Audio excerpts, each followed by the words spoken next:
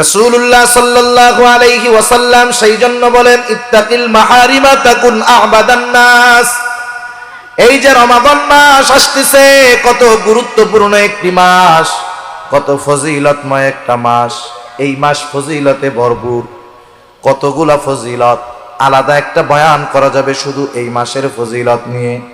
এই মাসটা হলো সিয়াম কিয়ামের মাস। এই মাসে আল্লাহ রোজা ফরজ করেছেন। আল্লাহ তাআলা বলেন, ইয়া আইয়ুহাল্লাযীনা আমানু কুতিবা আলাইকুমুস সিয়াম কামা কুতিবা আলাল্লাযীনা মিন ক্বাবলিকুম লাআল্লাকুম তাত্তাকুন। আল্লাহ রাব্বুল আলামিন বলেন, হে ঈমানদারেরা, কুতিবা আলাইকুমুস সিয়াম, তোমাদের উপরে রোজা ফরজ করা হয়েছে যেমনি ভাবে অতীতের মানুষের উপরেও ফরজ করা হয়েছিল। এই মাস সিয়াম তথা রোজার মাস, সাথে সাথে কিয়ামের মাস, মানে এই মাসে আমরা তারাবির নামাজ আদায় করি। এই মাস কত গুরুত্বপূর্ণ মাস। এই মাস হলো কোরআন নাজিলের মাস। আল্লাহ তাআলা বলেন, শাহরু রমাদান আল্লাযী উনজিলা ফীহিল কুরআন হুদাল লিন-নাস ওয়া বাইয়িনাতিন মিনাল হুদা ওয়াল ফুরকান। এই রমাদান মাস হলো কোরআন নাজিলের মাস। আর সেই কোরআন কি? কোরআন হলো পার্থক্য, সত্য মিথ্যার মধ্যে পার্থক্য নির্ণয়কারী। কোরআন হলো ফুরকান। তাহলে এই মাস সিয়াম কিয়ামের মাস, এই মাস কোরআন নাজিলের মাস। শুধু তাই না, এই মাস কত বরকতময় মাস। এই মাসে আল্লাহর নবী বলেন, আসমানের দরজাগুলো খুলে দেওয়া হয়, রহমতের দরজাগুলো খুলে দেওয়া হয়, জান্নাতের দরজাগুলো খুলে দেওয়া হয়, জাহান্নামের দরজাগুলো বন্ধ করে দেওয়া হয়। এই মাসে শয়তানকে শিকলে আবদ্ধ করা হয়। শুধু তাই না, এই মাসে আল্লাহ তাআলা বান্দার গুনাহ মাফ করান সহজে। শুধু তাই না, এই মাসে আমল যদি ছোট করা হয়, প্রতিদান বড় দেওয়া হয়। কত অফারের মাস। এই মাসে আমরা অনেক মানুষ ইবাদত করব, রোজা রাখবো না ইনশাআল্লাহ? আমরা রোজা রাখবো, কিন্তু সমস্যা হলো কোথায়? আল্লাহর রাসূল সাল্লাল্লাহু আলাইহি ওয়াসাল্লাম রোজার ব্যাপারে কত ফজিলত, রমজান মাসের ফজিলত, রোজার ফজিলত, কত ফজিলত রোজার। রাসূল আকরাম সাল্লাল্লাহু আলাইহি ওয়াসাল্লাম বলেন, আল্লাহ তাআলা বলেছেন, আস-সাওমু লি ওয়া আনা আজজি বি। নবীজি বলেন, আল্লাহ তাআলা বলেন, সওম হলো আমার জন্য, এর প্রতিদান আমি আল্লাহ নিজেই দিব। শুধু তাই না, রাসূলুল্লাহ সাল্লাল্লাহু আলাইহি ওয়াসাল্লাম আরো কত ফজিলতের কথা জানান। আল্লাহর নবী বলেন, ইন্না ফিল জান্নাতি বাবান ইউকালু লাহুর রায়্যান। নবীজি বলেন, জান্নাতের মধ্যে স্পেশাল একটা দরজা আছে, সেই দরজার নাম হলো রায়্যান। এই দরজা দিয়ে অন্য কেউ ঢুকতে পারবে না। এটা রোজাদারদের জন্য স্পেশাল দরজা, রোজাদারদের জন্য স্পেশাল দরজা। ওই কিয়ামতের দিন ওই দরজার মধ্যে ফেরেশতা দাঁড়ায় থাকবে আর ডাকতে থাকবে, আইনাস সাইমুন, কোথায় রোজাদারেরা, আসো। রোজাদারেরা ওই দরজা দিয়ে ঢুকবে, দরজা বন্ধ হয়ে যাবে। রোজাদার ব্যতীত ওই দরজা দিয়ে আর কেউ ঢুকতে পারবে না। শুধু তাই না, রাসূল আকরাম সাল্লাল্লাহু আলাইহি ওয়াসাল্লাম আর হাদিসের মধ্যে বলেন, আল্লাহ রাব্বুল আলামিনের নবী জানায় দেন, আস-সাওমু জুন্নাতুন, সাওম হলো ঢাল স্বরূপ। মানুষ যেমন নিজেকে শত্রুর অস্ত্রের থেকে ঢালের দ্বারা নিজেকে যেমন হেফাজত করে, রোজাদার কিয়ামতের দিন তার রোজার দ্বারা নিজেকে জাহান্নামের আগুন থেকে হেফাজত করবে। কত ফজিলত। রোজাদার না খায়া থাকলে একটা গন্ধ হয় গালে, অনেকে বুঝে না। অনেকে মনে করে রোজার দিন তো মুখে গন্ধ হইলে আল্লাহর কাছে খুব ভালো লাগে, এই চিন্তা কইরা মেসওয়াকো বাদ বেরাসো বাদ কিছুই করে না। আছে না এরকম? খবরদার, এই চিন্তা করা যাবে না যে মুখের গন্ধ, না না। সারাদিন না খাইলে পাকস্থলী যখন শুকনা থাকে, খালি হয়ে যায়, একটা গন্ধ সৃষ্টি হয়। দাঁত না মাজার কারণে ওই গন্ধটা না, সেজন্য মেসওয়াক করতে হবে রোজার দিনে, কোনো সমস্যা নেই। ওই পাকস্থলী খালি থাকার কারণে একটা গন্ধ হয়। যেমন আপনি যখন বাড়িতে যান বা গ্রামের বাড়িতে যান বা বাসা থেকে অনেক দিনের জন্য বের হন, বাসা ধুয়ে মুছে পরিষ্কার করে রেখে যাওয়ার পরেও 2-3 সপ্তাহ পরে যখন বাসায় আসেন, একটা গন্ধ সৃষ্টি হয়, নাকে পাওয়া যায়, ঠিক কিনা বলেন? ওই রকম পাকস্থলিতে যখন খাবার যায় না, শুকনা থাকে, একটা গন্ধ বের হয়।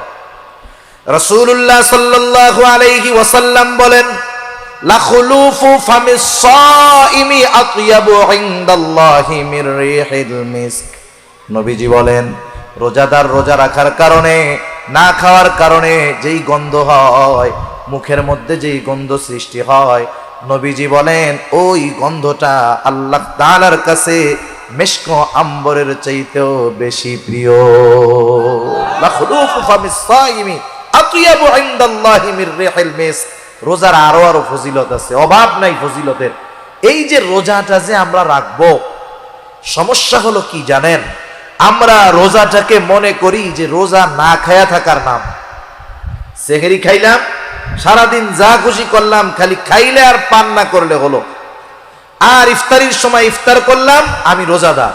না, সম, সম আরবি, রোজা ফার্সি। আর সম শব্দের অর্থ হলো আল ইমসাকু আনিশ শাই, কিছু জিনিস থেকে বিরত থাকা, খাওয়া, স্ত্রীর কাছে যাওয়া, পান করা, এগুলা থেকে বিরত থাকা, সাথে সাথে আরো কিছু বিষয় থেকে বিরত থাকতে হবে। নবীজি এক হাদিসের মধ্যে বলেন, কারো রোজা হয় শুধু না খেয়ে থাকার নামান্তর। তারা সারাটা দিন না খেয়ে থাকে, এটাই হয়, বাকি কিছু হয় না। কারণ কি? কারণ ওই আল্লাহর বান্দা না খেয়ে আছে, রোজাও আছে, আবার মিথ্যা কথা বলতেছে, গুনাহ করতেছে, চোখের গুনাহ করতেছে, হাতের গুনাহ করতেছে, জবানের গুনাহ করতেছে, অন্যর হক নষ্ট করতেছে। রোজার মধ্যে সময় কাটে না, মোবাইলে গেমস খেলা কাটাইতেছে, সিনেমা দেখে সময় কাটাইতেছে। আল্লাহর কসম, যার রোজাটা হবে সাথে গুনাহ থাকবে, তার রোজা তাকে জাহান্নামের আগুন থেকে বাঁচাবে না। তার রোজা তাকে জাহান্নামের আগুন থেকে বাঁচাতে পারবে না। এজন্য নবীজি বলেন, কারো রোজা হয় না খেয়ে থাকার নামান্তর, এর দ্বারা কোনো মতে ফরজ আদায় হয়ে যায়, কিন্তু এক্সট্রা ফজিলত পাওয়া যায় না। মনে করেন 100-র মধ্যে 33 পাইলে পাস। কত পাইলে পাস? 33 পাইলে পাস। একজন 100-তে পাইছে 33, আর একজন পাইছে 100-তে 90। দুইজনেরই প্রাথমিক ফলাফল পাস, দুজনেরটাই কি পাস। একজন কোনো মতে পাস, আর একজন ভালো মতো পাস। একজন কোনো মতে পাস, আর একজন ভালো মতো পাস। বলেন তো, কোনো মতো পাস নিয়ে, মোটামুটি ফেলের পরে কোনো মতে পাস নিয়ে কোনো ভার্সিটিতে অ্যাডমিশন নেওয়া যাবে? ফর্মই তো তোলা যাবে না। এই বেটাও পাস, সেজন্য যে গোল্ডেন এ প্লাস পেয়েছে, ও সারা বাংলাদেশের যে কোনো ভার্সিটির ফর্ম উঠাতে পারবে, যে কোনো জায়গায় অ্যাপ্লাই করতে পারবে, ভর্তি পরীক্ষা দিতে পারবে। কিন্তু যে কোনো মতে পাস, সে কোনো মতে ঠেলা ঠুইলা মান সম্মান বাঁচাইছে, এই আর কি। এই পাশের দ্বারা চাকরি, ভালো জায়গায় ভর্তি, এটা অসম্ভব। ঠিক কিনা বলুন? ওই রকম ভাবে যে না খায়া থাকে, তারটা কোনো মতে রোজা হয়, কিন্তু ওই রোজার দ্বারা আল্লাহর থেকে প্রতিদান পাওয়া যায় না, জাহান্নামের আগুন থেকে ওই রোজা তাকে রক্ষা করতে পারে না। এজন্য যেহেতু আমরা কষ্ট করে রোজা রাখবো, রাতের বেলা তারাবি আদায় করব, আমরা প্রত্যেকেই সচেষ্ট থাকব। আমার না খেয়ে থাকা হবে একটা রোজা, আর সারাদিন গুনাহ, অপরাধ, অন্যায় থেকে বাঁচার মাধ্যমে হবে আর একটা রোজা। সেজন্য আমরা বিরত রাখবো নিজেদের জবান, চোখ, সকল প্রকার গান, বাদ্য, গুনাহ থেকে।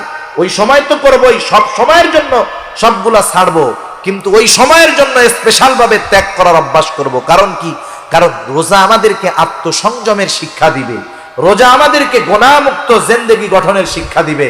ওই কথাই নবীজি বলতেছেন, ও আবু হুরায়রা, ইবাদত করে কেউ আবেদ হতে পারে না যদি সাথে সে গুনাহ করে। তুমি ইবাদত করবা, গুনাহগুলো আগে ছাড়ো।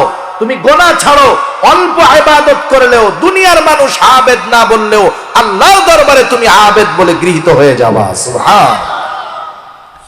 সেজন্য নবীও বলেন, আল্লাহ তাআলা বেশি ইবাদত চায় না। রাসূল আকরাম সাল্লাল্লাহু আলাইহি ওয়াসাল্লাম বলেন, আখলিস দীনাকা ইয়াকফিকাল আমালুল কলিল। তোমার ঈমান খাঁটি করো, অল্প আমল নাজাতের জন্য যথেষ্ট হয়ে যাবে।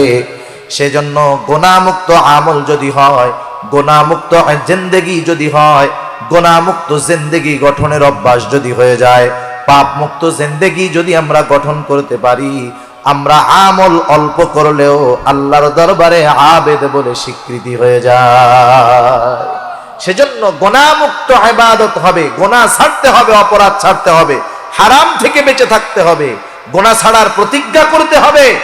কারণ অনেক মানুষ আছে একটা গুনাহ ছেড়ে তাওবা নসিব হয়েছে, আল্লাহর জান্নাতের বাসিন্দা হয়ে গেছে, আছে না নাই? সেজন্য আমরা জীবনের প্রত্যেকটা কাজ যদি শেষ কাজ মনে করে করি তাহলে গুনাহমুক্ত জিন্দেগি গঠন করা সহজ। আরে গুনাহ ছেড়ে নেকের কাজ করে নাই, গুনাহ ছাড়ছে, তাওবা করছে, ও আল্লাহর দরবারে প্রিয় বান্দা হয়ে আল্লাহর দরবারে হাজির হয়েছে, সুবহানাল্লাহ। সেজন্য গুনাহ ছাড়ার দরকার, পাপ মুক্ত জিন্দেগি দরকার। রাসূলুল্লাহ সাল্লাল্লাহু আলাইহি ওয়াসাল্লাম সাহাবাদের সামনে বনি ইসরাইলের এক জালেমের ঘটনা বারবার বর্ণনা করে শোনাইছেন। রাসূলুল্লাহ সাল্লাল্লাহু আলাইহি ওয়াসাল্লাম বলেন, অতীতকালে বনি ইসরাইলের মধ্যে একজন জালেম ছিল, জালেম, সেই জালেমের নাম হলো কিফিল। হাদিসের মধ্যে আসছে কাফালাম, কিফিল হলো তার নাম। এই লোকটার ব্যাপারে নবীজি বলেন, এমন কোন গুনাহ নাই যেটা কিফিল করে নাই, এমন কোন গুনাহ নাই যেটা কিফিল করে নাই। রাসূল আকরাম সাল্লাল্লাহু আলাইহি ওয়াসাল্লাম বলেন, একদিন ওই জালেম কিফিলের কাছে একটা লোক আসছে, একটা মহিলা আসছে কিছু টাকা নেওয়ার জন্য। মহিলা জালেম কিফিলের কাছে এসে বলে, ও কিফিল, আমি অভাবে পড়েছি, কষ্টে আছি কিফিল, আমাকে কিছু সহযোগিতা করো, আমাকে কিছু টাকা ধার দাও। জালেম কিফিল মানুষকে টাকা ধার দিত না, তার অভ্যাস ছিল সে মানুষকে সুদে টাকা দিত। আছে না নাই সুদখোর? কতজন রোজার মাসে সেহরি ইফতারি ঘাপায়া খাবে কিন্তু টাকা ঘুষের সুদের, আছে না? একবারে সামনে ডালি ভরা ইফতারি, সেহরির অভাব নাই কিন্তু টাকা হারাম। হায় হায়, এই হারাম খাইয়া হারাম পইরা ইবাদতই তো কবুল হবে না, ঠিক না? জালেম কিফিল বলে, আমি কাউকে টাকা ধার দেই না, আমার থেকে টাকা নাও, সুদে নিতে হবে। মহিলা অভাবে পড়ে গেছে, তো হওয়ার ওয়াদা দাও। হাদিসের মধ্যে আসছে, কাদাল ফাকিরু আইয়াকুনা কুফরা, দারিদ্রতা মানুষকে কুফরি পর্যন্ত পৌঁছায়া দেয়। আপনার আমার আশেপাশে অনেক মানুষ আছে অপরাধের সাথে সম্পৃক্ত, নারী হোক পুরুষ হোক। কেউ চুরি করে, কেউ অন্যান্য অনেক অপরাধের পথে আছে, অর্থ উপার্জনের জন্য ওই অবৈধ পন্থা অবলম্বন করে। আপনি একটু নিরিবিলি তাকে ডাক দিয়ে জিজ্ঞাসা করবেন যে তুমি যে চুরি করতেছো, এই লাইনে আসছো, এটা কি ভালো কাজ, কেন আসছো?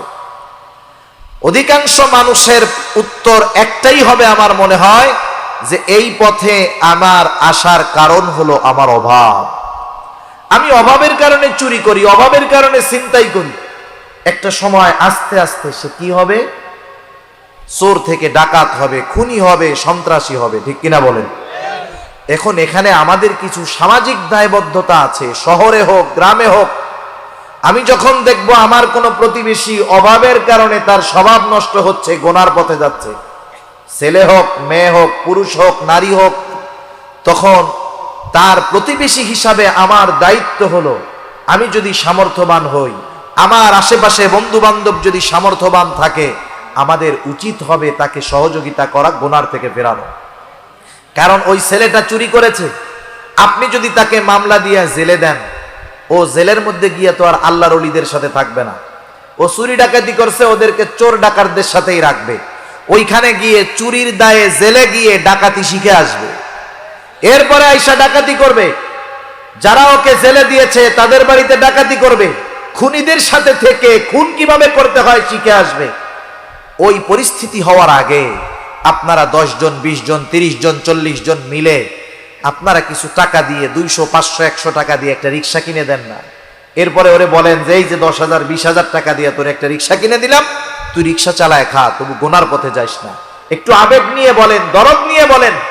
এই ছোট একটু সামাজিক কাজ, সমাজের কর্ম, 10 জনে মিলে একটু সহযোগিতা একটা মানুষকে পাপের থেকে ফেরাতে পারে, ঠিক কিনা বলেন? একটা পরিবারের খাবারের ব্যবস্থা করতে পারে।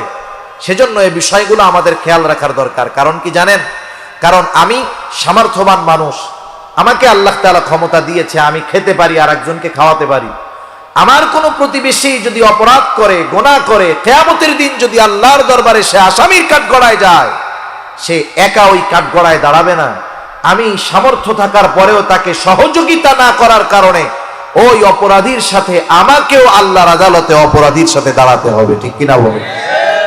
সেজন্য হাদিসের মধ্যে আসছে, কিয়ামতের দিন আল্লাহ রাব্বুল আলামিন একদল মানুষকে বলবে, শোনো, আমি অভুক্ত ছিলাম, দুনিয়াতে তোমরা আমাকে খানা দাও নাই। আমি পিপাসিত ছিলাম, আমাকে তোমরা পানি দাও নাই। আমি বস্ত্রহীন ছিলাম, বস্ত্র দাও নাই। মানুষরা বলবে, আল্লাহ, আপনার তো এগুলার কোনো কিছুর প্রয়োজন নাই, আপনি কারো মুখাপেক্ষী নয়, এগুলার মুখাপেক্ষী নয়। আপনাকে যদি পাইতাম অবশ্যই দিতাম। তখন আল্লাহ তাআলা বলবে, ও আমার গোলাম, তোমার প্রতিবেশী অভুক্ত ছিল, তাকে তুমি খানা দাও নাই। বস্ত্রহীন ছিল, বস্ত্র দাও নাই। পিপাসিত ছিল, পানি দাও নাই। চিকিৎসার দরকার ছিল, তুমি চিকিৎসা করাও নাই। অথচ তুমি সামর্থ্যবান ছিলা, তুমি যদি তোমার প্রতিবেশীকে সাহায্য সহযোগিতা করতা, ওইটা আমি আল্লাহ পেয়ে যাইতাম। সেজন্য কোন প্রতিবেশী যদি অভাবগ্রস্ত থাকে, সেটা খেয়াল রাখার দায়িত্ব আমাদের। যাই হোক, এইবার জালেম কিফিলের শর্ত মহিলা মেনে নিল। অভাবের কারণে, প্রয়োজনের কাছে হেরে গেল মহিলা। জালেম কিফিলের শর্ত মেনে নিল। নির্ধারিত দিনে জালেম কিফিল মহিলার কাছে হাজির। একেবারে দরজা জানালা আটকানো, কেউ বাধা দেওয়ার নাই। জালেম কিফিল সে তার কর্ম করার জন্য প্রস্তুতি নিচ্ছে, আর মহিলা থরথর করে কাঁপতেছে। মহিলার দেহটা থরথর করে কাঁপতেছে। কিফিল মহিলার অবস্থা দেখে বলে, ও মহিলা, তুমি কাঁপো কেন? আমি তো তোমাকে জোর করি নাই, তুমি নিজে আমার শর্ত মেনে নিয়ে টাকা নিয়েছো, আমি তোমার উপরে কোনো প্রেসার ক্রিয়েট করি নাই। এইবার মহিলা বলতেছে, ও কিফিল, আমি তো কোনোদিন এই গুনাহ করি নাই, পাপের সাথে জড়াই নাই। ও কিফিল, আমার তো বড় ভয় হয়।